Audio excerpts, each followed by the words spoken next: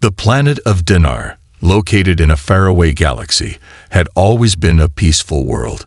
Its inhabitants, the Dinarians, were a species known for their intelligence, creativity, and deep connection with nature.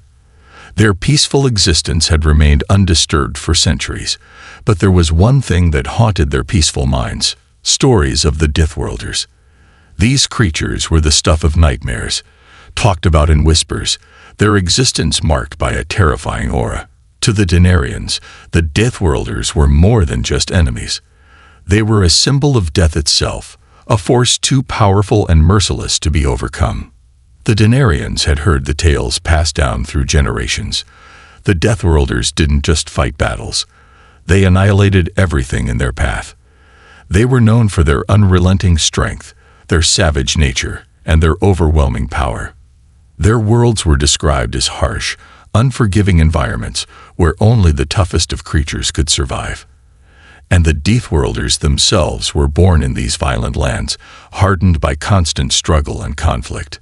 There was no surviving an encounter with them. They were relentless and unstoppable. The thought alone was enough to freeze the blood of any Dinarian.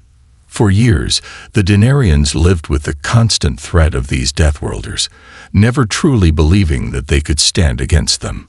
Their weapons were advanced, but not built for the kind of warfare the Deathworlders brought. Their strategies were clever, but they couldn't rival the sheer brutality and raw strength of the Deathworlders. Every time they heard about a new Deathworlder colony spreading through the galaxy, the fear in their hearts grew.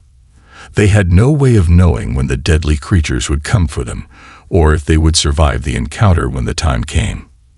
Then, one day, a strange transmission echoed through the Dinarian communication systems. It was faint, distorted, and it didn't make sense. The Dinarian Council quickly assembled to decode the message, their hearts racing with uncertainty. The message wasn't from another peaceful species seeking alliance. It wasn't from a merchant ship bringing goods or knowledge. No, this was something far more terrifying. It was a signal from a Deathworlder ship. For hours, the Council tried to analyze the transmission, hoping it was a mistake, hoping that it wasn't real. But the truth was undeniable. The Deathworlders had found them.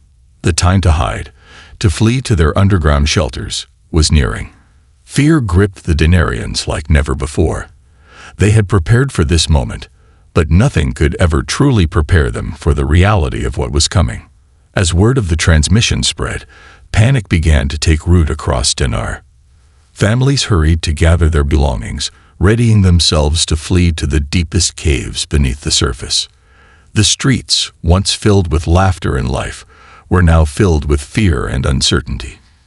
Dinarian soldiers, usually calm and composed, were seen rushing around, gathering every weapon available. But deep down, everyone knew that no weapon could truly stop a Deathworlder. Not in a direct confrontation. They were too powerful. They had no chance. A message from the Council spread through the city. We must send a call for help.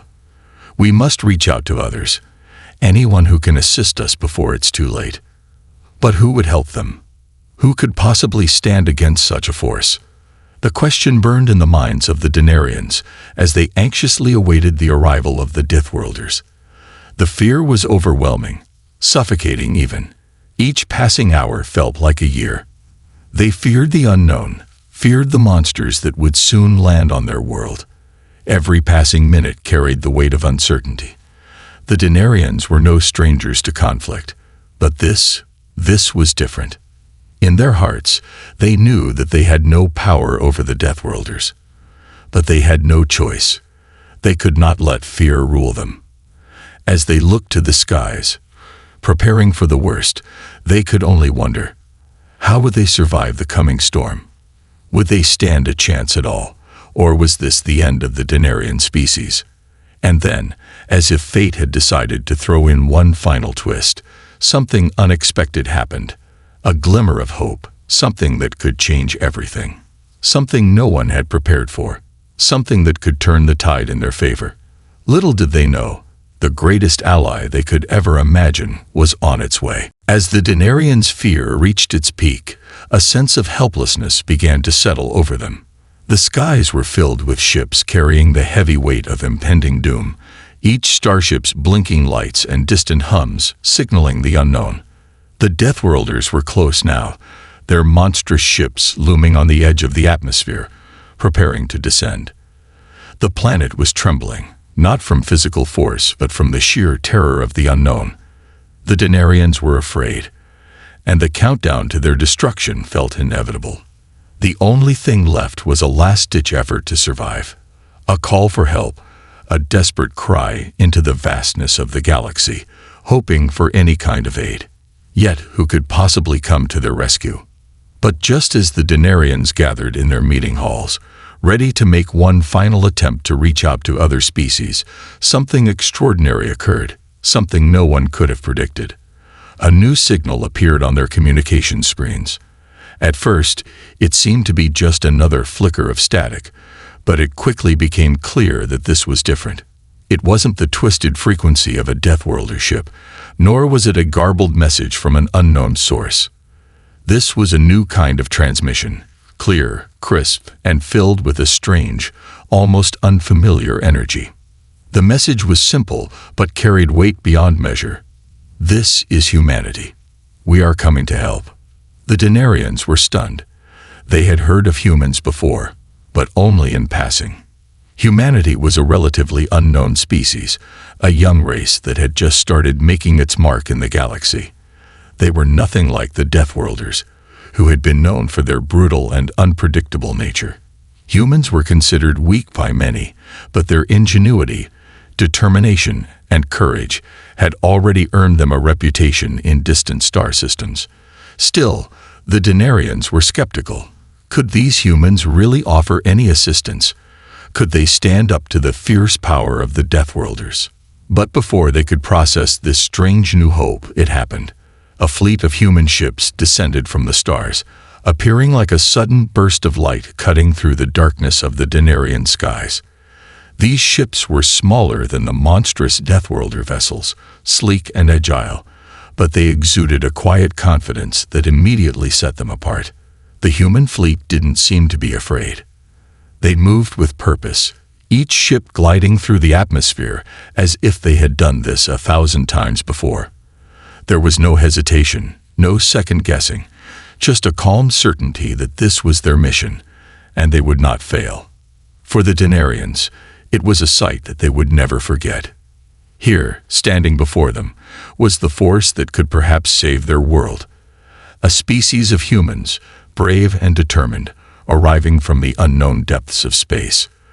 But the Denarians were still doubtful. How could these humans, who appeared so small and fragile compared to the towering Deathworlders, possibly defeat them? As the humans touched down on the surface of Denar, they were met by a contingent of Denarian leaders, their faces filled with equal parts hope and skepticism. The first human to step forward was a soldier, his face calm and collected, his eyes sharp and focused. He introduced himself simply, "I'm Captain Line. We're here to help." The Denarians couldn't believe what they were hearing. "Help?" One of the council members asked in disbelief. You know about the Deathworlders." "We've fought them before," Captain Line replied, his voice steady. "And we've survived. We'll teach you everything we know. Together, we stand a chance." A spark of hope began to flicker in the Denarians' hearts. Maybe, just maybe, they had found a way out of their nightmare. The humans didn't just offer their presence, they offered something far more valuable: knowledge, strategy, and courage. In the days that followed, the humans worked tirelessly with the Denarians. They shared their advanced technologies and battle tactics, all while offering something no one had expected: trust. The humans, with their seemingly boundless determination, did not view the Denarians as weak or helpless. They viewed them as allies. They weren't here to take over or to rule. They were here to fight alongside them. In the days that followed, the humans worked tirelessly with the Denarians. They shared their advanced technologies and battle tactics, all while offering something no one had expected: trust. The humans, with their seemingly boundless determination, did not view the Denarians as weak or helpless. They viewed them as allies. They weren't here to take over or to rule. They were here to fight alongside them. They weren't just teaching the Denarians how to fight. They were showing them how to face their fears. The Denarians were skeptical at first, reluctant to put their trust in these strangers. But slowly, as they saw the humans' courage and resolve, they began to believe. In the presence of the humans, their own fears started to fade. They were no longer just hiding in fear. They were training, preparing, and learning. Each lesson from the humans was a step toward overcoming the darkness that had once seemed unbeatable. And with every passing day, the bond between the Denarians and the humans grew stronger.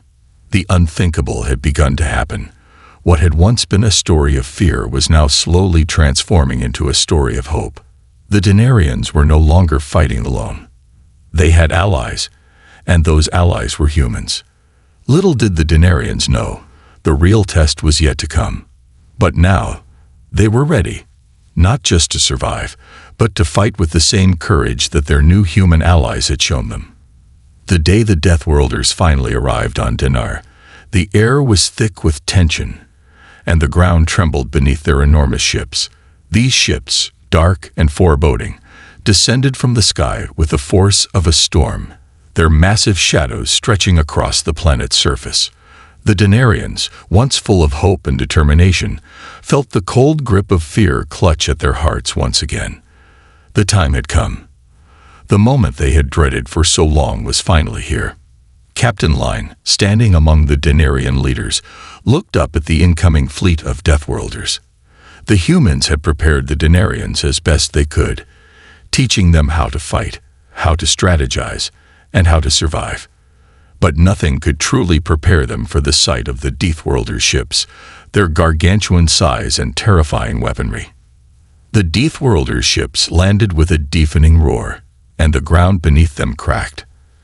Out of the ships, colossal figures began to emerge, massive, armored beings with glowing red eyes and weapons that seemed to hum with power. The Deathworlders were everything the Denarians had feared, their bodies intimidatingly large, their movements swift and violent.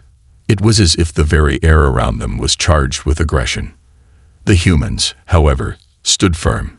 The Denarians watched, their hearts pounding, as Captain Line calmly issued orders to his crew. "We've trained for this. Trust the plan. And trust each other," he said, his voice steady. The Denarians were in position, ready for battle, but there was one thing they hadn't expected: the humans' technology. It was unlike anything they had ever seen. The humans deployed powerful energy shields that shimmered with blue light, and weapons that fired laser beams with surgical precision. The Deathworlders, expecting an easy victory, found themselves met with an unexpected resistance. The battle began with an explosion of sound and light. The Deathworlders charged forward, their enormous weapons firing blasts of destructive energy. The ground around the Denarians' defenses cracked, and explosions rocked the battlefield, sending debris flying into the air. But the humans were ready. They had trained the Denarians to use their advanced shields and weapons, and now it showed. As the first wave of Deathworlders approached, the Denarians, under the guidance of the humans, activated their shields. The Deathworlder blasts collided with the energy shields, causing loud, violent reverberations, but the shields held firm. The Denarians fired back, their laser guns cutting through the air with deadly precision, striking down several of the towering Deathworlders. But for every Deathworlder they took down, two more seemed to take its place, their numbers overwhelming. Captain Line moved swiftly through the chaos, directing his soldiers with expert precision. "Focus on the flanks," he shouted. "Don't let them surround us."